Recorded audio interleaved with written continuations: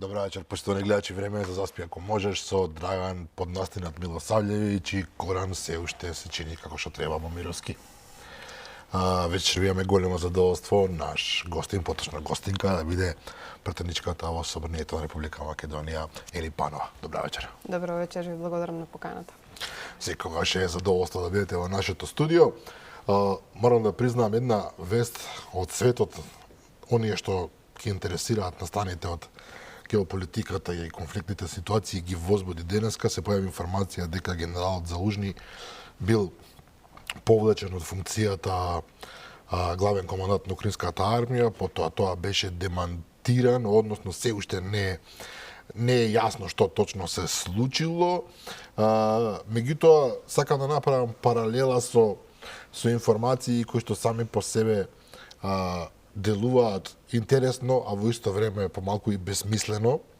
Именно денеска на еден порталче, како и да го наречеме, излезе информација дека во Собранието на Република Македонија веќе прилично силно се притиска врз пратениците и пратеничките се едно од опозицијата, дека двајца веќе подале рака, така прочитав, подале рака, а уште 6 се на пат тоа да го сторат за промена на уставот, токму сега додека трае техничката влада. Јас мислам дека таа тема е затворена многу одамна.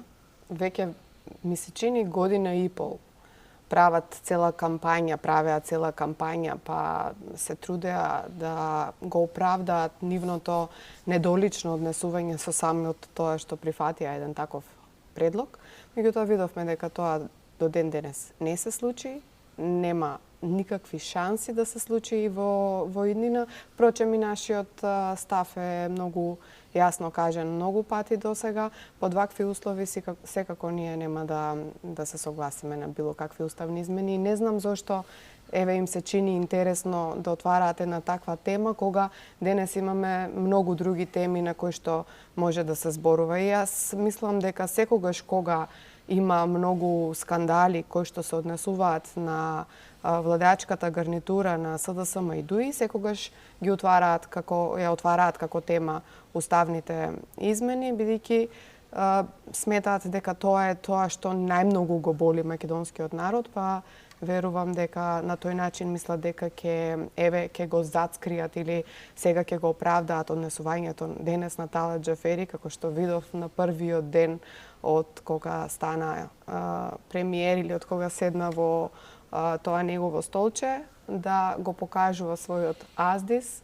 Најпрвин кажува дека не му било битно со какво возило ќе се вози, за денес со Мерцедесот да го паркираат и да го остават пред кафич, ресторант, не знам, за да пие кафе, таму кај што е забрането да се паркираат колите. И впрочем тоа не ме гледајте јас што правам, слушајте ме што зборам. Тоа всушност ние до ден денес добро го запознавме како едно од главните однесувања негови. Да зборим малку подоцна. Сакам да ве прашам нешто околу овие лаги што интензивно 20 месеци веќе се ширеа од СДСМ и од ДУИ, и Маричи, Чиковачевски, и Артан Груби, и Бојар Османи постојано велеа дека имаме 80 пратеници, имаме и повеќе, имаме чекаат на ред пратеници да гласат и така натаму. Маричи во еден момент рече дека се разговара со сите пратеници. Ме интересира дали некој вам ви пристапил и ви рекол дајте да разговараме. Па јас не знам дали се сеќавате, ама ние ги објавувавме и нашите телефонски броеви и во оваа емисија разговараме. Од тогаш до сега дали Маричи го гледате во собрание доаѓа? Никогаш никој нема пристапено за да не убедува или да разговара на таа тема. Колку е лудо да тврдите дека се разговара со сите, а вие сте живи луѓе. Јасно сме го кажале нашиот став. Нашиот став е непроменет. Верувајте ми дека овие луѓе се срамат од нас кога не гледаат ни собрание. Значи тие колку и да излегуваат по телевизии и да звучат вака силно убедени сами во себе, тие нивните пратеници имаше некои кои што не успеа да ги убедат, а камоли да не убедат нас. Затоа мислам дека за ова е веќе сулудо да зборуваме и да ја трошиме емисијата на оваа тема, кога знаеме дека ова ниту сме размислувале, ниту пак ќе се случи. Тука немаме дилема, него што е позадината, зошто толку се инсистира затоа што луѓето не се глупи, луѓето знаат дека тоа нема да се случи, дека не сме да се случи. Па еве, само што кажав, мислам дека секогаш кога имаат некои скандали кои што треба да ги зацкријат, наместо денес да зборуваат за тоа како се пие виски во канцелариите на собранието и како чајаджилницата од собранието ќе се префрли сега во влада, или како се пушат пури и се викаат музики за да се слави, како не знам што да се десило во државата, како да сме влегле во Европска унија, тие отвараат повторно оваа тема, се со цел да не зборуваме за она кој што еве народот е заинтересиран и навистина од вчерашниот ден се чувствува понижен и разочаран дополнително. Тоа најпрвен морам да кажам дека е поради непринципиелните договори на СДСМ, нивната крајна неспособност, а потоа и јаздисаноста на ДУИ и начинот на кој што тие практицираат власта. Впрочем, ние ништо поразлично од нив до ден денес немаме видено, освен вакво однесување. И сега, верувајте ми, само ќе го додадам уште оваа тема, ова за нас не е изненадување и нивното однесување не е изненадување. И сега ќе веројатно и службениците од влада ќе видат како е да се шетаат сомнителни личности со обезбедување вооружени низ владата, како што се шетаа низ собранието. Веројатно ќе видат како на еден суптилен начин се кршат сите устави и односно се крши уставот и сите закони и ќе видат како се практицира власт од ДУИ. Сам преска уште кажав, не ме гледајте што правам, слушајте ме што зборувам и тие веројатно тоа е еден голем успех за нив и така ќе се обидат да направат една цела кампања и со тоа ќе одат на избори. 4 години сте во собранието Так. и 4 години имате прилика од прва рака, од прво око, да работите, да гледате како функционира Талат Џафери како претседател на собранието. Од ова што во ведниот спор што го имавте, немате очигледно нешто позитивно да кажете, меѓутоа претпоставам дека многумина ги интересира тоа. Талат Џафери е една фигура која што во македонската јавност може да се толкува на мал милион начини. Од неговата биографија на некогашен офицер на JNA, дезертер, па потоа офицер во Арама, па дезертер, па борец во УЧК, па понатаму што се не беше министер, начинот на кој што беше избран за претседател на собранието. Веројатно тоа е една од најголемите дамки врз него. Тоа што еве секој граѓанин на Република Македонија ќе си спомне во моментот кога ќе се спомне името на Талат Џафери, веројатно 27 април, начинот на кој што беше тој избран или не избран, заради тоа што ние воопшто до ден денес не можеме да видиме никаков трак, никаков записник од тој избор. Па на телевизија се гледаше само дигање раце по две. Од тој настан нас не подценуваат траурни сцени во смисол на тоа дека после имаше цели процеси за луѓе кои што до ден денес се невини по затворите во Република Македонија и не може нас какво и да е работењето на Талат Џафери, ние не можеме да го спомнуваме подобро него. И сето тоа што тој го има направено, верувајте ми дека ако го направил и некој македонец, пак ќе будеше исти такви чувства кај македонскиот народ. После 27 април или после неговиот избор за претседател без записник, не можеме да не спомнеме дека тој е човекот кој што фрли 35.000 амандмани во канта, односно во контејнер за отпадоци, кога се обиде опозицијата ВМРО ДПМН да го блокира законот за езиците. Не знам дали се сеќавате, верувам дека македонските граѓани се сеќаваат. Понатаму, што е тоа што го обележува неговото раководење на собранието? Па се сеќавате дека имавме снимка како тој урла и вика со најпогрдни зборови по вработените.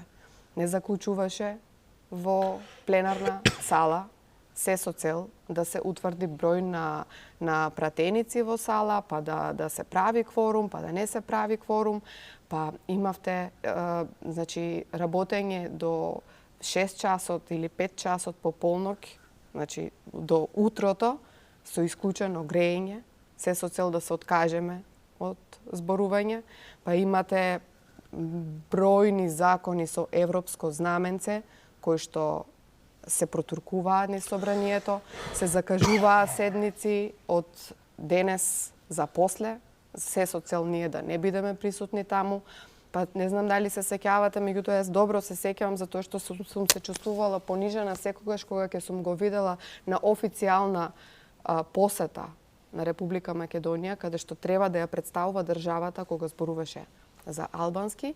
И еве, за да скратам, затоа што верувам дека има уште многу работи кои што би ги спомнала, но еве последното. Замислете, тој си направи еден извештај за своето досегашно работење. Извештајот беше испринтан на околу 250 страни. Јас не знам дали стигна до вас како новинари, меѓутоа на брифингот со новинарите кој што беше во собранието си дал за право да го подели и замислете, таму беше на албански, македонски, па англиски јазик. И кога овие новинарите што биле присутни на овој брифинг го прашале зошто е тоа така и дали се знае кој е официјален јазик во Република Македонија и кој треба да биде прв јазик, тој рекол дека никаде не е ништо така напишано, тој така одлучил. Како што така одлучуваше Талат Џафери во собранието, сега исто така ќе одлучува и во владата, онака како што тој чувствува дека треба да како беше изгласан за премиер. Прво се обрати на албански јазик. Значи, не принципијално, дека никој не влегува во проблемот со албанскиот јазик, меѓутоа не може да бидете вие премиер на Македонија и прво да се обратите на албански јазик. Еве, јас не спомнав ништо, меѓутоа ние со денови сме со слушалките. Тоа нас не ни смета. Ако е некој човек кој што е принципиелен, кој што ја работи својата работа онака како што треба да ја работи работата еден претседател на собрание, ако ние како пратеници сме исти и не бидат пуштени на службени патувања само пратеници кои што се од ДУИ, СДСМ или носи цела свита на луѓе со него само со цел да еве ние бидеме тргнати настрана и да не гледаме како се однесуваат тие кога го представуваат собранието, тогаш сметам дека е многу излишно да зборуваме за правилно постапување или постапување онака како што доликува на еден претседател, а камоли сега од улога на премиер. Јас очекувам дека во многу блиска иднина или за можеби за неколку дена ќе видите дека она што го практицираат досега во собранието ќе го практицираат и од владата. Па веќе видовме, вие преска споменавте, веќе прекрши два закона, законот за пушење и законот за собрање, претпоставам дека е каде што го паркираше возилото од владата. Каков сигнал е тоа? Што ќе се случи во овие 100 дена? Ќе бидат прекршени уште колку закони? Ако вие не сакам да зборувам се и за други информации што сум ги добивал од други луѓе во собранието, пратеници од сите политички партии, дека се користеле и одредени, ајде да кажам најдиректно алкохол, дека се пиело многу во собранието во неговиот мандат. Поставам дека и во владата ќе проработи подобро бифето. Малку се шегувам сега, меѓутоа и не е шега. Кој е сигналот дека во владата, затоа што со него ќе дојдат денеска информација има во медиумите и сите луѓе околу него во кабинетот, во владата ќе се префрли хаосот што претходно се случуваше 4 години во собранието. Јас би спомнала и уште еден момент кој што не го спомнавме, а тоа беше вчерашниот момент на тројцата новинари кои што дојдоа од странски држави и кои што така беа почестени да седат во ложата на дипломатите. И јас нема да се зачудам тоа да се случи сега и во влада, односно еве да им дадат по една канцеларија, за да може да известуваат како тоа е да да биде првиот премиер на Република Македонија од ДУИ, како тие ја практицираат власта, колку е тоа најпрекрасниот настан што се случи во овие години, но за жал сето тоа нас само се повеќе не разочарува како народ и аполитичноста и тоа што нашиот народ е депримиран кога станува збор за политика, сметам дека една од причините е токму тоа. Јас би рекла дека... Мислите дека целта на ДУИ со оваа пропагандна кампања е да го разочара народот? Не, Тука тие сакаат, тие си работат кампања за нивните гласачи. Меѓутоа, генерално нашиот народ се разочарува, заради тоа што со начинот на постапување нивно, јас сметам дека се уништи перцепцијата на македонскиот народ за тоа што треба да биде добар политичар, за тоа што треба да биде добар премиер. Ако имавме примери претходно, дека во Македонија може било кој да стане премиер, нели? Сега го имаме Ајнштајн од Форино, нели? Од вчера. Така го нарекува. Така го нарекува. Од брат му кажа дека бил многу паметен. Значи, јас сметам дека тоа е радост, нивна радост. И јас немам ништо против тоа. Да, за некој е радост да постигне успех, меѓутоа успех само врз база на резултати, а не врз база на непринципиелни договори кои што, еве за жал, ги имаше СДСМ и СДСМ се тие кои што не донесоа до оваа состојба во Република Македонија. Се намалуваат очекувањата на граѓаните од политичарите и затоа е тој анимозитет и генерално спрема политичарите, затоа што ако ја видите оваа слика која што ја гледавте вчера, како се пие, се пуши во канцеларија, се слуша музика, во исто време се покажуваат некакви вратоврски, се покажува некоја преголема доминација, некоја аздисаност, нормално е дека граѓаните во Република Македонија нема да имаат доверба во политичарите и генерално од функцијата која што ја носи. Тука не согласувам со вас. Знаете од кој аспект? Вие сте од изборна единица 4, од Струмица, така. Често пати патувате, имате комуникација со своите гласачи, се разбират овие законска врска и етичка и морална, да речам. Знаете како размислуваат луѓето? Апсолутно. Разочараноста кај луѓето, да, понекогаш може да се претвори во депримирање и да незаинтересираност за политика, тоа што СДСМ упорно сака да го наметне сите се исти. Меѓутоа во оваа ситуација, моето искуство, и ние сме секојдневно на терен со луѓе се гледаме, вели дека ова разочарување од ова што сега се гледа, ова понижување, никогаш не било полошо. Никогаш не било полошо, раѓа револт и тоа ми се чини дека оди на контото на ВМРО ДПМН како главна опозициона партија. Ако тоа го претвориме во иднина во одредени гласови. Меѓутоа, генерално ако земете, јас кажав дека народот не сака да слуша за политичарите, за ваквите политичари, кои што аздисаа и кои што ја испорачуваа власта и ја практикуваа власта на овој начин. Затоа што сликата која што вие имате сега за председател на собрание, па и на државата. Па и председател на државата, е многу неправилна, невистинска. Не треба да имаат таква слика граѓаните кога збориме за такви високи функции, највисоките функции кои што може да се постигнат во една држава.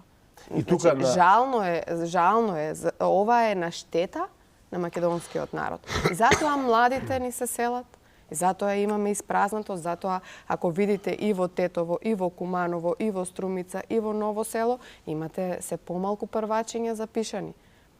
Се повеќе народ се сели од државата поради разочараноста. Од една страна, никогаш не било полошо, да, меѓутоа од друга страна и разочараноста од сликата која што ја гледа. Вие стапувате на сцена и вие... Апсолутно, и затоа ние треба да дадеме надеж дека имаме план и визија и знаеме дека може да биде црно исто и ние збориме црно, но вие сте тие кои што мора да кажат и на дебата мината недела со Чомовски во Само вистина во Канал 5 вели ВМРО ДПМН дали ќе предложи проекти, демек се уште ништо не кажуваат и јас сум убеден дека ВМРО ДПМН ќе предложи проекти кои што ќе дадат надеж, затоа што Апсолутно. Ние веќе ја подготвуваме нашата програма.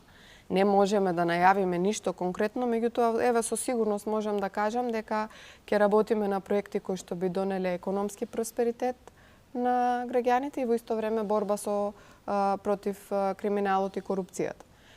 Еве, без да имам увид во моменталната програма која што се работи. Сигурно ќе имаме проекти за образование, сигурно ќе имаме за социјалата одредени проекти, сигурно ќе имаме, не знам, за здравството проекти. Се разбира дека се работи на проекти и она кој што ќе го предвидиме ние, верувајте ми дека ќе биде ставено во рамка во која што можеме да го испорачаме.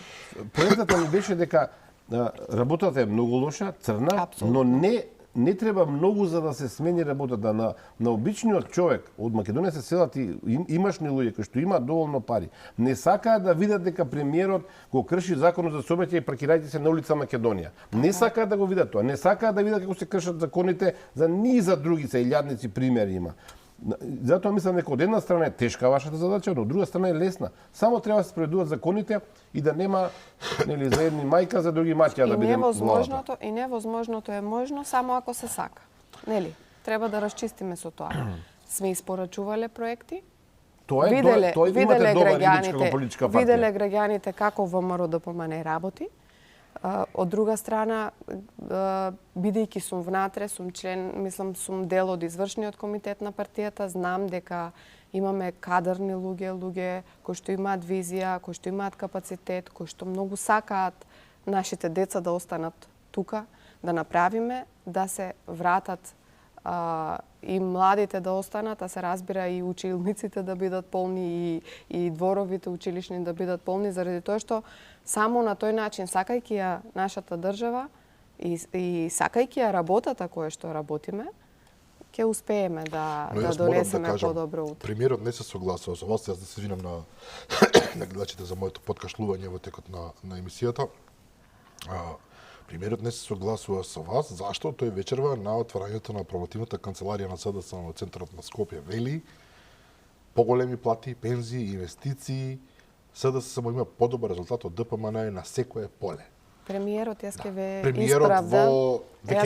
исправам, готово, веќе замина Ковачевски и нема никогаш да се врати на оваа позиција. Ова е на нивото на почетокот што го зборувавме, кога зборувавме малку за весели вести кои што упорно треба да продуцираат некаков облик на интерес, бидејќи вака кога гледа човек кој поголеми плати, кој пензии, кој инвестиции во ситуација кога ние за жал буквално пропаѓаме како држава. Мислам дека ќе биде многу неблагодарно, меѓутоа еве го запознав во собранието бившиот премиер. Да навикате додека беше заменик министар за финансии. И јас би рекла дека човекот не е политичар. Тоа се види и врз база на многу изјави, врз база на многу постапки, врз база на тоа што се инатеше секаде со секого, дури давајќи одредени изјави кои што го коштаат СДСМ. Ако видите дека ветуваше ќе имаме избори заеднички, односно посебни, се извинувам, посебни избори, посебно прво председателски, па парламентарни, ако видите дека еве ќе ги оставил листите на предлози за министри, за заменици, особено во делот на ВМРО ДПМНЕ е празно, значи празни ќе ги оставил местата на нашите кандидати, и ако го погледнете законот за влада кој што е многу јасен, член 3 од законот за влада, изричито си пишува дека составот на владата треба да ги содржи сите, не може парцијално да се гласа. Што мислите дека значи не се советува. Што мислите? Не се советуваше, веројатно не се советуваше и сакаше секогаш да даде некоја бомбастична изјава, некоја изјава со која што ќе покаже дека тој е тој кој што одлучува, дека меѓутоа сето ова на крајот од денот му паѓаше во вода затоа што фактите го зборуваат. Многу интересно. Не треба да ги заборавиме. Сега повторно ако влеземе во тој наратив да спомнуваме што се кажал на пример премиерот, докаде ќе отидеме и до станицата да те види Што сала. кажал, а излажал, тоа е посебна графа. Што кажал, многу работа. Стани Почвански за автопатот до Охрид што мора да биде готов за ова зона. Можеме да одиме до безкрај, меѓутоа она што мене ми е многу најинтересно всушност во целата работа, што кулминираше со изборот на Талат Џефери за премиер. Дуи многу пати како намерно да одеше контра него, како намерно да му покажуваше дека тој воопшто не е авторитет. Ама всушност тоа е вистината. Не намерно, тие и намерно и ненамерно да го правеа тоа е вистината. Дуи беше и се уште е очигледно. Таа која што управува со државата. Ние сакале да признаеме или не. Димитар Ковачевски сакал да признае или не сакал да признае, последниот збор за било каква одлука секогаш го имале Дуи.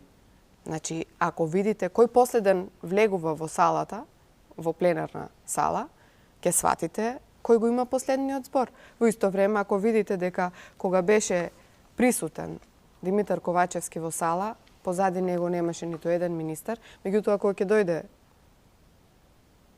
Али Ахмети, сите министри се наредени тука, се даваат почит, се знае кој е шеф. И сега тоа може би е фрустрација одредена и затоа сакаше да дава такви несрекни изјави, меѓутоа за жал тоа не донесе ништо добро на македонскиот народ. Јас ќе речам, ние може еве сега да зборуваме и за изјави, можеме да зборуваме за нивни лапсузи, гафови, меѓутоа за жал од нивното владење изминатите години, македонскиот народ виде само лошо, добро не виде. Па ќе му ги простиме апсолутно и сите гафови и сите лапсузи ако резултатите стојат. Ако навистина имате првокласни плати или не знам, лапсузите сами по себе не значат ништо ако... Последното е тоа што нас вчера всушност најмногу не фрустрираше и не испровоцира да може еве и Антонио Милошевски со неговиот говор да го каже револтот кој што го имаме. 13 пратеници се сега од Дуи. 13 пратеници. Од 120, а шефуваат од 120. Имаат 50% министри и сега заменија премиерско за председателско место во собрание. Ги заменија во стечајна управа. Сега нашата држава, јас ја така ја гледам. Значи, кога една фирма ќе пропадне или еве ќе банкротира, имате прогласен стечај и сега да се радувате дека ви дошол стечајен управник во собранието за да може да ги среди последните сметки или да ја затвори фирмата. Значи сликовито кажано на крајот од денот не видовме ништо добро. Од господинот Митревски, новиот председател. Може ли само околу Ковачевски пред да отидеме на Митревски? Може. Една изјава што е многу за мене загадочна би рекол, на Ковачевски вчера ја напиша. Честитки за новиот состав на владата и велим голема благодарност за членовите на владата во мојот мандат за успешно завршената работа на владата. И сега тука вака, ако... Јас да ви кажам... Само да ви кажам што ми е мене стравот. Успешно завршена работа во ситуација кога вие во самата влада Линденска не работи парното, не работи системот за справување со пожари, не работат телефонските централи, граѓаните не можат да изедат пасоши, не можат да лична карти, документи за, не знам, сообраќајни дозволи, така натаму. Во ситуација кога долгот на Македонија е зголемен за фантастични проценти, не можам сега ни да бројам, а BDP-то во исто време е многу помало од долгот и така натаму. Тој вели дека успешно завршена работата. Во ситуација кога Македонија не функционира, прашањето ми е мене, дали тој меѓу редови, подсвесно, си признава дека ја завршил работата, сега тешки зборови се, може би субјективен со малку, меѓутоа да ја заврши работата на Македонија не постои како држава каква што ја знаеме допред некој време. Македонија ќе постои заради тоа што ќе дојде подобра влада предводена од ВМРО ДПМН и ќе на крајот од денот со работа, со труд, со вложување ќе се исправат работите кои што се сега, такви какви што се.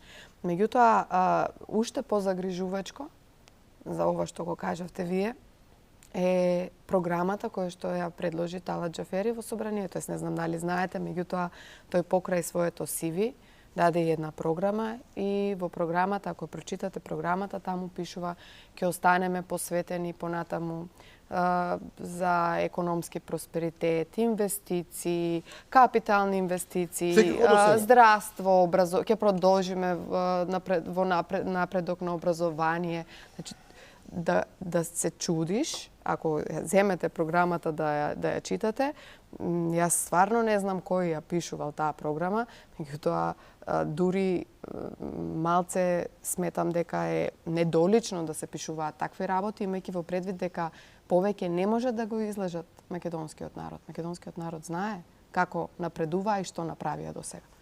Да. Тука е прашањето и колку може се објективно Талат Џафери да е некаква програма 100 дена ќе биде и потоа ќе замине според ВМРО ДПМН во опозицијата, нели? Многу рано која програма техничката влада постои за да организира фер. Па затоа велам про форма е, се разбира, иако логично би било да даде некакви приоритети на техничката влада, фер демократски избори, честен предизборен. Пишува, има и неколку пасоси околу тоа, но она што ми беше мене побитно, односно ми беше лицемерието, кое што не оставаат ден, не оставаат документ преку кој документ тие не сакаат да го искажат на одреден начин, и тоа лицемерие. Многу е неблагодарно да се зборува за програма, бидејќи ние во оваа техничка влада не сме заради заеднички проекти. Ние во оваа техничка влада не учествуваме заради тоа што ние сега се согласуваме да придонесеме во реализација на нивната програма. Нели? Ние во оваа техничка влада сме исклучиво да го спречеме подкупот, притисоците и заканите кои што веќе се случуваат низ институциите, партизацијата на институциите и да можеме да спроведеме фери демократски избори, односно да ги ослободиме граѓаните од стегите или вработените во институциите од стегите кои што ги имаат во последниот период. Не знам, сигурно гледате, меѓутоа и македонските граѓани знаат од поблиску. Па изминатиот еден месец преку 3000 огласи за нови вработувања имаме. Прераспоредување во Министерството за внатрешни работи пред 2 дена имало прераспоредување со нови решенија на илјадници вработени. Да. Не само во МВР, во многу други институции, тоа стигнала информација, таа информација пристигнала до мене, односно ние сме пратеници кои што имаме отворени профили на Facebook, нашите сограѓани, меѓутоа и оние познаници ни ги знаат телефонските броеви, ни пишуваат пораки, ни стигаат информација од сите институции. Тоа што се случува во моментот се тендери до партизација или вработување таму кај што нема место, во буквална смисла на зборот, ќе нема место кај да седнат новите вработени, се со цел да го ублажат нивниот пат, ако би можела така да речем. Но можно ли е тоа? Повторно се извинам за моето подкашлување. Можно ли е тоа отворено, дрско, ќе сам да речем и безобразно, насилно бутање на луѓе во институции кај што реално нема потреба, каде што инаку има премногу вработени. Значи пред очите на целата јавност. Мојата проценка е да на еден човек што ќе се вработи на оваков начин на кој воопшто ова вработување, вие имате најмалце 3-4 што го гледаат тоа и викаат Боже мили, па јас од принцип за овој нема да гласам заради ова што го прават. Таа нелогична упорност што му беше иманентна на Ковачевски додека беше премиер, да се оди по секоја цена во некој правец, иако тоа не само што не дава резултат, туку оди контра желбите на целото граѓанство. И упорно по секоја цена. Драган, ако баравме логичност во работите, тогаш веројатно требаше да бараме логичност и во местењето на тендерските постапки или 80% од тоа што тендерите во Република Македонија се без запазување на процедурата. Тие имаат сега една единствена цел. Да го ублажат својот пат, кој што очигледно сите анкети кажуваат дека го имаат и тоа драстичен пат, понатаму да можат да допартизираат и да ги доопремат судовите, Уставен суд, јавен обвинител, сето она што остана празно, Академија за суди, јавни обвинители, така натаму, амбасадори по каква постапка се испраќаат. Се со цел да можат да има некој кој што ќе ги брани од сторениот криминал во минатото. И третата цел, според мене, е да можат да некако ги убедат ДУИ да одат на заеднички листи со нив, заради тоа што тоа, според мене, би бил единствениот начин да не се покаже дека СДСМ всушност е многу падната под нивото кој што некогаш го имала. Значи, И покрај тоа што јасно ќе биде дури и за тој што е најголем лаик, дека со таков еден потек СДСМ престанува да биде и во есенција македонска партија. Тоа буквално се претвара во... Апсолутно. Тие досега беа подданички настроени, меѓутоа сега гледате дека дури одат и во странски држави да молат за дали да имаат кандидат албанската опозиција, дали за председател, па дали тие кој ќе им биде нивен председател, кој видите буквално таму се уште не се знае кој ќе се нафати да биде кандидат за председател, однапред знаејќи ги резултатите. Тоа е проблемот, кој ќе се нафати да изгуби. Околу коалициите ме интересира, ја не согласувам дека ако иде СДСМ и ДУИ ако одат заедно на листите и дека ќе се скрие поразот. Ќе мора некој да се види дека таа коалиција во моментов не е повеќе од 230-40 илјади гласачи, нешто што некогаш било на изборите во 2016, мисля че дека околу над 500.000 луѓе дека имаше таа коалиција. Сега ќе биде преполовена и помалку од пола ќе освои. Така ќе се види дека некој изгубил. Во ситуацијата сите знаеме дека е СДСМ. Мене друго нешто ме интересира околу вашите колеги. Како би изгледала таа листа на СДСМ и ДУИ? Затоа што сега на последната анкета што јас ја имам како информација, ДУИ и СДСМ се тука некаде, околу 9,5, 9,70, 9,20, 9,50. Дали тоа би значило дека би одале еден представник на СДСМ, еден на ДУИ? Носител на листа, 3 листи да речеме, ако одат заедно на сите 6 листи на ДУИ, тројца да бидат од СДСМ. Како го прифаќаат тоа вашите колеги во собранието? Предпоставам дека комуницирате со вашите колеги од СДСМ. Не е малку навредливо од партија што се декларираше за државотворна, нели, СДСМ, сега да спадне на резервна варијанта на Али Ахмети? Ако бидам искрена, ќе ви кажам дека колегите од СДСМ не сакаат да зборуваат на тема политика. Воопшто. Зошто би зборувале за хортикултура? Не сакаат да зборуваат заради тоа што на никој не би му било мило да е на нивно место.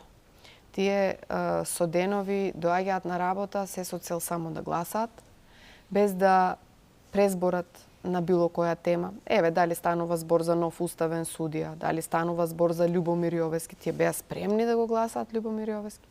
Тие се спремни да направат се она кој што ќе им го наложи партијата. Тука ме интересира. И затоа не им е пријатно да зборуваат за политика. Како роботски синдром, не знам како поинаку би го нарекол, роботски синдром. Вие велите некој доаѓа на работа во собрание каде што е суштината, есенцијата на народното представништво, каде што вие во име на илјадници луѓе кои што ги представувате треба да го кажете својот збор, мислење за се и се што да гласате закони, да гласате се што сметате дека е потребно и вие велите доаѓаат таму како робот, јас ова е мој збор, еве дека вие сте го рекле, само за да дигнат рака, буквално не ги интересира ништо и готови се на се. Кога знаете дека е вака, можете на крајот да покажете елементарна доблест и да речете па не морам до крај да одам во ова. Не мислам дека им е лесно, ама не значи дека ги оправдува. Заради тоа што имаше чекори во изминатиот период, имаше закони со кои што буквално тие беа со главите надоле. Но се стискаше. Значи факт, во било кој момент кога ќе сакаше некој да каже свој личен став, тогаш веројатно ќе беше преваспитан после некое време. За жал, ваква е ситуацијата моментално во собранието. Ние имаме право да зборуваме и честопати го кажуваме и тоа што тие сакаат да го кажат. Нивните непринципијални договори, нивната слабост како СДСМ ги доведе во ваква подредена положба, а во исто време и им оневозможи во собранието да зааземат свој личен став или да го искажат својот личен став на собраниска говорница. Честопати гледавме напишани говори кои што си ги подаваат од еден на друг, ако треба да излезат и да бранат нешто што не се брани, бидејќи тоа за да се брани треба да ти го напишал некој па да го прочиташ, бидејќи сигурно лично кога ќе се вратат во нивните места од каде што доаѓаат, немаат што да им одговорат на граѓаните со кои што стапуваат во контакт. И затоа веројатно и немаат такви некои средби, немаат некои активности, се со цел да не се оправдуваат за неоправливото. Што е жално прилично? Јас разбирам кога се работи за пратеници од владачката коалиција кои што прилично добро се нафатира. Вие имате таму меѓу вашите колеги од СДСМ, од власта, луѓе кои што имале и се уште имаат индиректно сериозни бизниси, има информација дека се перат и пари преку тие бизниси, значи зборуваме за милиони евра, за десетина милиони евра само за една компанија која што ја знам, консултантска куќа. За такви луѓе кои што имаат бенефити лични, искрен да бидам, ќе ги разберам. Ќе направат многу пари, не име гајле утре дали ќе ги плукаат комшиите на таму кај што живеат. Од 40 и колку 2-3 пратеници на СДСМ остана, сигурен сум дека има макар половина, како едниот пратеник од Кавадар, мислам дека беше што не гласаше на 18 август за почеток на процедурата за уставните измени. Не, од Скопје беше тој што не гласаше. Од Скопје, но мислам дека дека потекло од Кавадаречко, од Теквешијата, нели, каде што нели бугарите ги стрелале луѓето, младинците во Ваташа, и тој од принципиелни причини, че беше подготвен да биде избркан од партијата, да биде санкциониран, нели, да биде под притисок и издржа. Верувам дека има и такви други луѓе. Зошто некој би го правил тоа кога си ја уништува соседата не само политичка судбина, си ја уништува својата судбина како човек?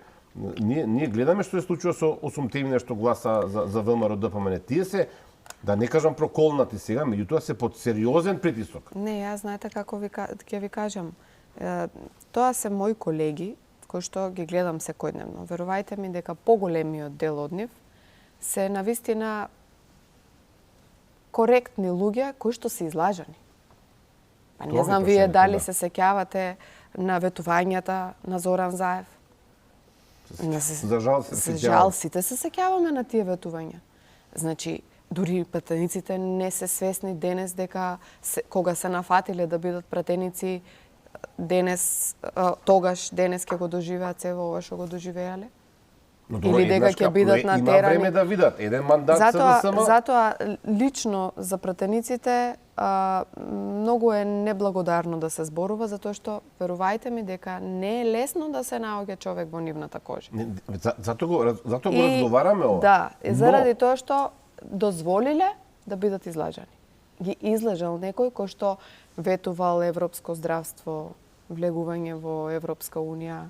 Еднаш како ви излажат, виновен е тој што ве лаже, но вториот пат сте вие виновни. Ќе направиме тоа, ќе изградиме тоа и тие сметале дека само европски знаменца. Така, само европски знаменца, ЕУ, меѓутоа на крајот од европските вредности не остана ништо. Ама еве коридорите 8 и 10 направени се, автопатот Кичево Охрид направен е, зашто имаме клинички центар, имаме нов. Немојте така, дајте малку бидете.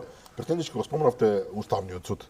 Се случи една интересна работа, господинот Јовевски беше кандидат до последно што се вели, ќе биде и одеднашка навистина чудно пред крајот на мандатот на Ковачевски, Пупу не важи, Јовевски веќе не е кандидат, ќе ја предлагаме господјата Ана Павлова Данева.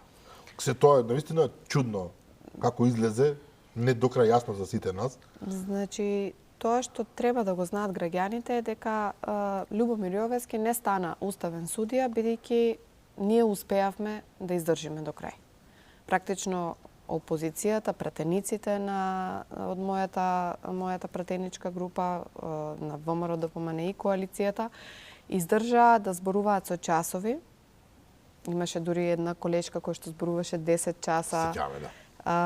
Се со цел да покажеме дека не секој може и треба да стане уставен судија. Ова со Љубомир Јовевски сметам дека беше најдрското нешто кое што можеа да го направат кога станува збор за кадрово решение. имајќи во предвид сите работи што ги направи во овој мандат, имајќи предвид илјадници обвинителни акти без докази, илјадници луѓе поведени по судовите, мкнати буквално со денови, апсени, враќани дома во притвори, пак во затвори.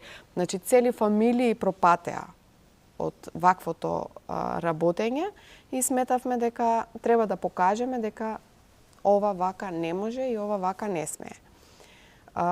И покрај тоа што ние заземавме став, тој упорно сакаше.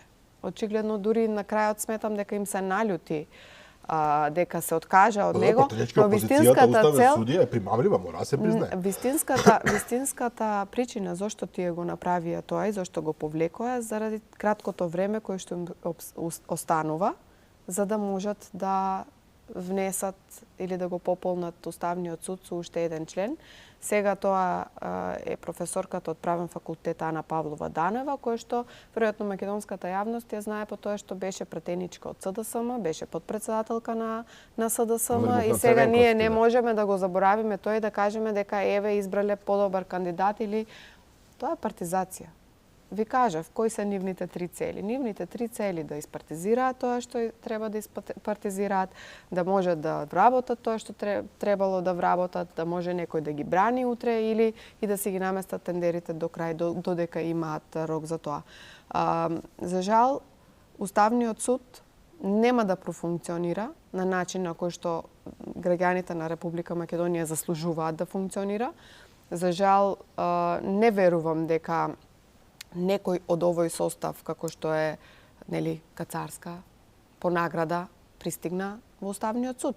Председателка оди по телевизии, кажува ставови, политички ставови. Понатаму имаш уште една професорка. Кацарска се како не треба да се суди на врвен американски универзитет. Сите знаеме како и зошто стигна таа таму. На луѓето 27 април. Таа која што со драконски казни ги осуди и за нашите тоа уставобранители, заради тоа го доби тоа место. Се е наградно. Значи, ко видите, таму е Тања Чечоровска Илиевска, Татјана Чечоровска Илиевска, ако не се лажам, од административец, кој што очигледно нешто заслужил во текот на својата кариера, дадоа наградно да влезе во Уставниот суд.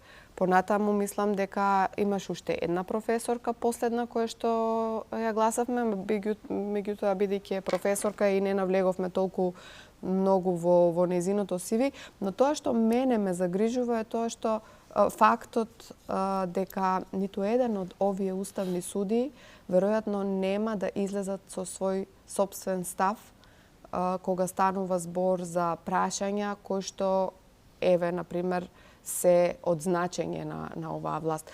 Не верувам дека Ана Павлова Данева или овие другите што ги набројав ќе излезат со став сега за новиот закон кој што еве последниот ден од владењето или од премиерската функција премиерот го потпишал, а тоа беше законот за репресивни мерки или како се викаше, поврзан со црните листи, кој што очигледно е дека е противуставно и незаконски такво постапување. Не според нас, според Министерството за правда. Така е, Министерството за правда.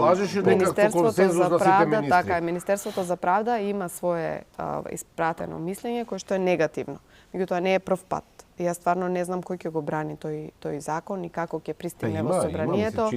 Дека се од МНР се двајцата луѓе што се повереници на владата. Не, во секој случај поентата ми беше дека ниту еден од овие луѓе на вистина нема да превземе ниту еден чекор, ниту еден свој искажан став, нема да и даде јавно, а кој што е во спротивност на некој од желбите и идеите на СДСМ. Повторно тука се зборуваме за принципите лични. Јас за господјата професорката Данева Павлова или Павлова Данева, да не сгрешам, таа е еден од луѓето кои што е била дел од СДСМ, меѓутоа во последниве 7-8 години таа прилично жестоко знаеше да удри по оваа власт. И се прашањето ми е зошто оваа професорка, која што предава управно право чинам, да се срами во Уставниот суд после таа кариера, тамо не знам колку, 7-9 години, колку ќе биде мандатот на незиниот, после тоа, веројатно, ќе ја завршува кариерата, зошто никој да се срами, да брани партиски ставови и за себе да си прави страшна услуга? Не сме виделе, ќе видиме како ќе биде. Веројатно Но досегашните искуства, меѓутоа досегашното страх искуство ни кажува дека секој оној кој што кажал дека има било каков притисок, ако видите претседателката на Врховниот суд, ако видите претседателката на судскиот совет, си кажа јавно дека има притисок од судски бизнис елити. Да, така ли две беше? председателки на Две судски председатели совет, на и судски Црвенковска и совет ова. и сега председателка на Врховен суд. Јавна И без обвинителка. адеми на Врховен суд, да. Јавна обвинителка Ленче. Значи, секој кој што ќе каже дека има било каков притисок, веднаш позицијата на која што се наоѓа или местото на кое што се наоѓа е ставено под знак прашалник. Тоа е начинот на кој што се владее. Јас не знам, мислам, Не, мене тука ми е на многу сите ни е јасно. јасно тука. Мене ми е многу јасно, меѓутоа треба да им биде јасно и на граѓаните. И затоа немаме издвоени мислења и затоа нашата држава оди во погрешен правец. Дали ви е познато името Љупчо Коцевски? Да, мене ми е познато името, тоа е името на новиот на личноста која што пристигна како предлог за нов државен јавен обвинител, а кој што од 15.1., ако не се лажам, е пристигнато во собранието, е сега на пленумот и на новиот председател е да видиме дали ќе биде ставен на дневен ред за да биде изгласан. Таму имаше процедура после пензионирањето. Да, има посебна процедура за државен јавен обвинител после пензионирањето на Љубомир Јовески.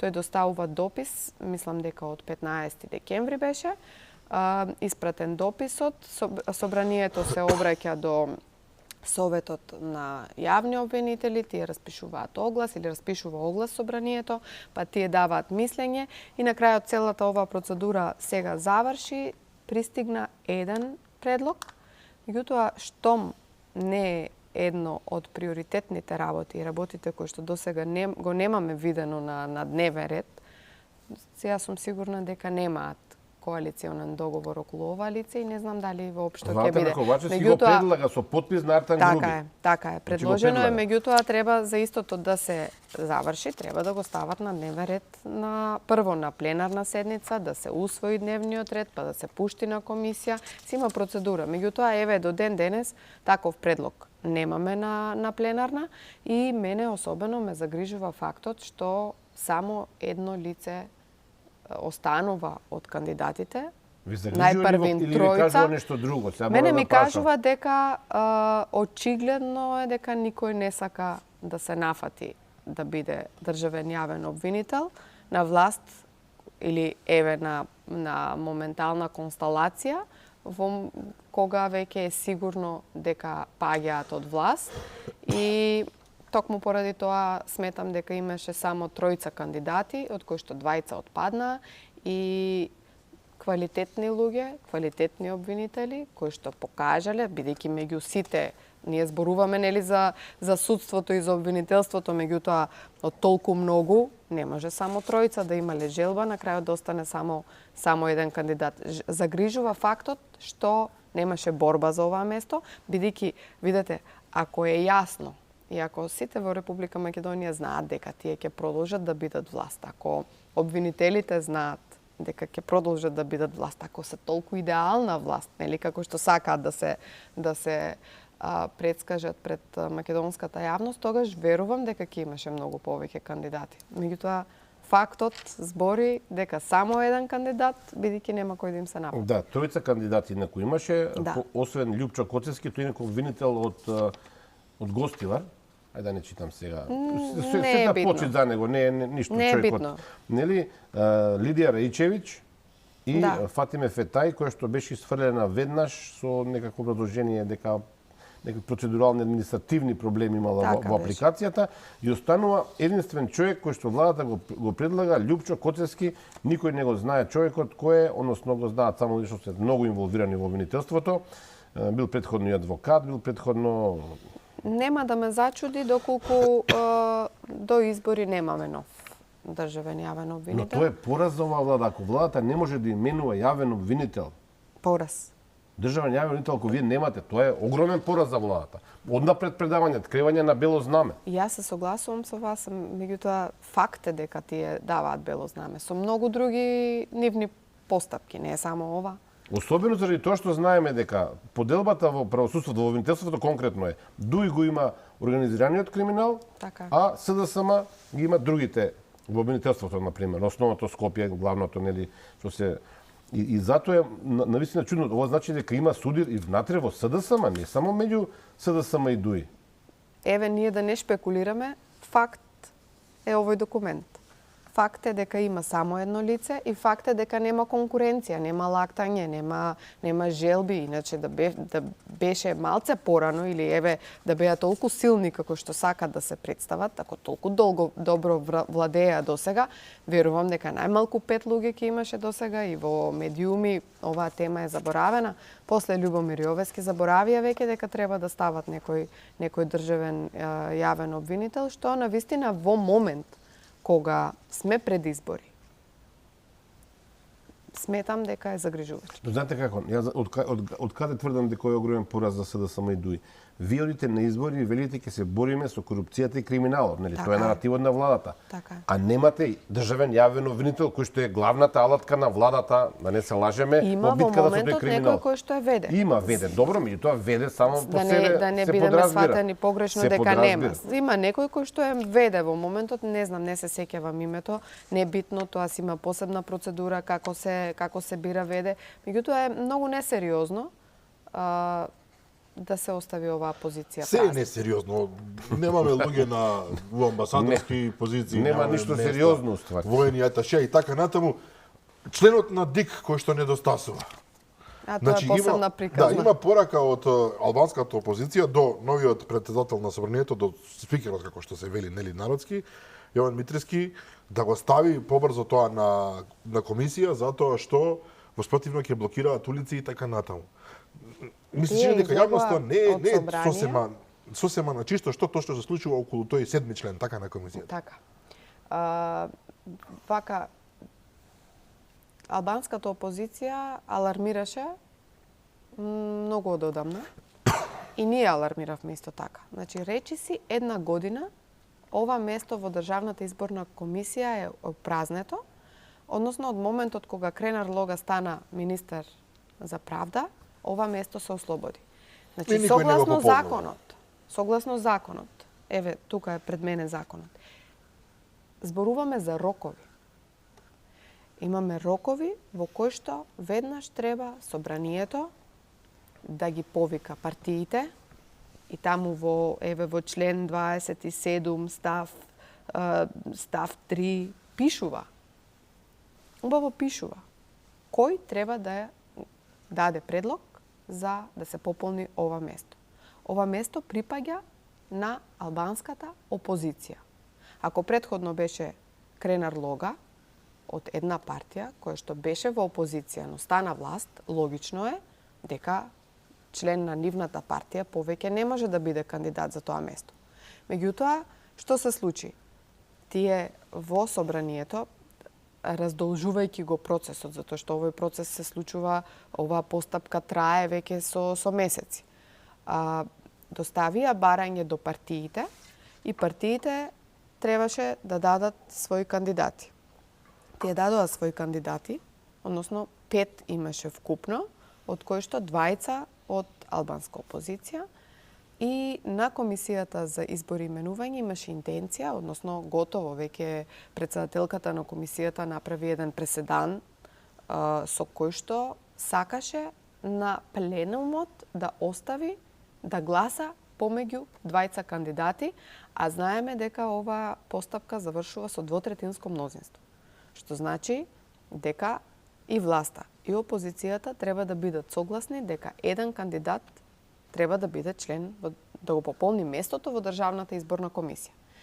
Самото тоа покажува дека оваа влада има интенција ова место да го остави празно, бидејќи во наредниот период, нека јас не сум во право, дај Боже да го пополниме ова место, бидејќи ова во иднина нас ќе ни створи забелешки од ОПСЕ ОДИХР, од Европската комисија, затоа што ние сакале или не сакале, некој го надгледнува нашиот избирачки процес. Ние колку и да не сакаме да признаеме, ова утре некаде ќе го има во некој извештај. И затоа ние цело време зборуваме џабе што зборуваат Европска унија, европски вредности, зелени вредности, не знам какви вредности, кога во суштина тоа што го прават е, не знам, е антиевропска осека. Апсолутно.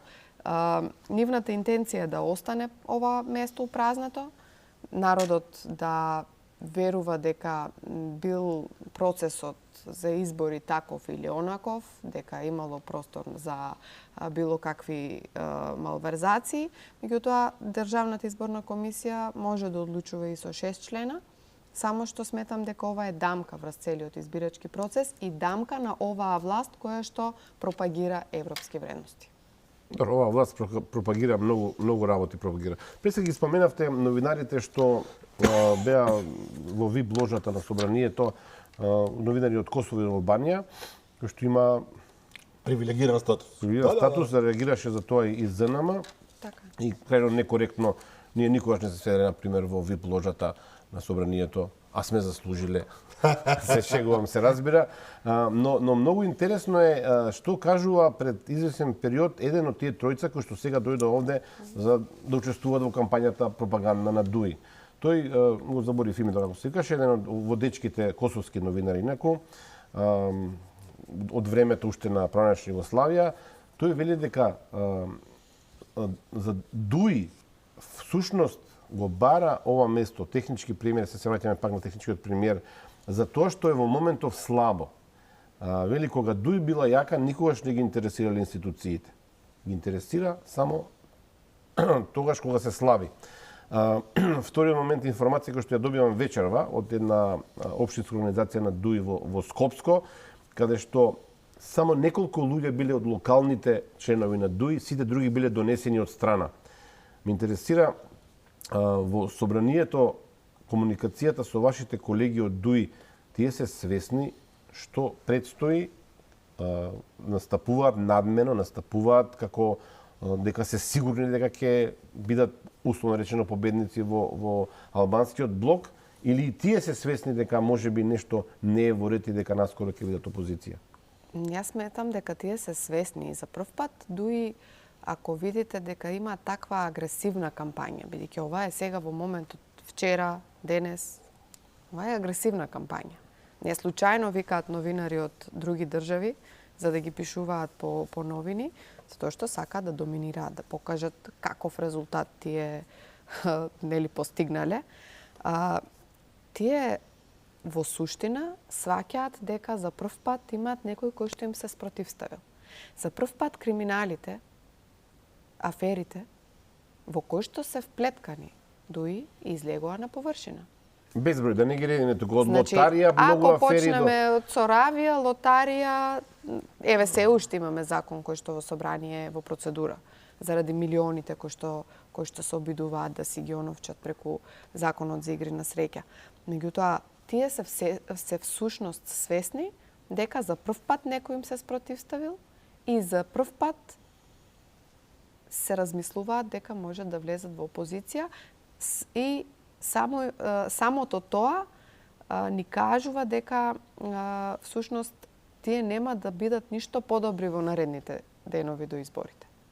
Нивната кампања уште повеќе ќе станува се засилена и посилна, ќе бидат уште погласни, ќе почнат да пеат песни уште повеќе, се со цел да се додворат кај нивните гласачи и се со цел да бидат тие што се победниците во целата приказна, во нивната приказна, мислам, не во суштина. Да го пофалиме дека колегата Фуркан Салиу го завори порталот X нешто беше. X, ама портали X да не се вика, да мислам дека така се вика, кој што вчера се објави направи интервју на тројцата гости, кој што јасно им кажа дека тие луѓе доаѓаат од страна, не знаат што се случи овде во Македонија. Да повторам уште еднашка информацијата на мојот терен се дека вечерва во Скопско во еден штаб на ДУИ не се појавиле многу луѓе од локалното население. Локални членови доаѓале луѓе од страна што за мене е навистина шок. За ДУИ работата е прилично јасна. Што правиме со Алијанса на албанците? Како се однесуваат тие? Некако ни риба, ни девојка. Се преговара, одат во Приштина, кај Албин Курти, се враќаат назад, ја плукаат ДУИ, оставка ќе даваше министерот за информатичка технологија и администрација. Како се однесуваат пратениците на ДУИ? Сакам преку вашиот впечаток од собранието да процениме што може да се случува во наредниот период. Преку однесувањето во собранието не можете да осетите што се случува. Тие никогаш не биле нешто особено актуелни. Јас не знам, ако отворите e-парламент и ако отворите апликацијата Мој пратеник, затоа што имате таму Мој пратеник, јас сметам дека ретко кој воопшто се јавил за збор, ретко кој искажал свој став, а и дури и вака не успеваме да се видиме. Генерално, нивните ставови или ставовите на нивните политички партии не зависат од нивното лично мислење. И затоа не би кажала дека од нивното однесување може да се види било што. Сметам дека политиката во наредниот период ќе стане малце појасна или еве нашата слика за политиката ќе стане малце појасна.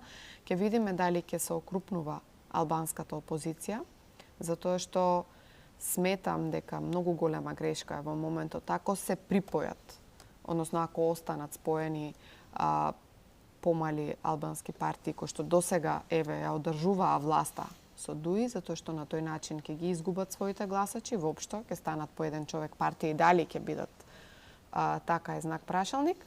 А иначе во генерална смисла сметам дека ДУИ ќе се изненадат од резултатот, односно ќе видат дека всушност не се така силни како што сакаат да се представуваат, бидејќи и граѓаните албанци во Република Македонија го живеат истиот живот кој што го живеат и граѓаните македонци. И тие, кога ќе отидат во продавница да пазарат за своето семејство, гледат дека цените на производите се драстично зголемени. И тие, кога ќе отидат децата на училиште, дел од нив немаат учебници. Кога ќе отидат во болница и за нив нема лекарства, и за нив нема доктори, и за нив се чекаат редови. Исто така и тие чекат на редовите за пасоши и за документи.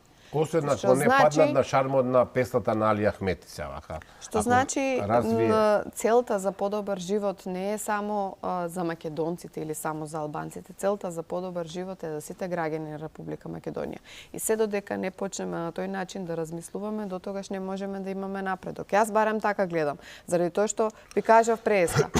Имам колеги, имам пријатели, без разлика, и во Куманово се селат и во Струмица. Празни се селата. Нема да ни остане кој да ни ги учи децата, а нема да остане ни кој да учи во училниците. Што е страшно, да. И некој кога сме кај Алијанса за албанците, една работа сега што ја прочитав, сменета е директорката на клиниката за инфективни болести и фебрилни состојби. 7 години била госпоѓата Стевановиќ. Да, Милена Стевановиќ. И интересно, за нези наследник е назначен доктор Фадил Цана, кој што е од Алијанса на албанците, зарем не?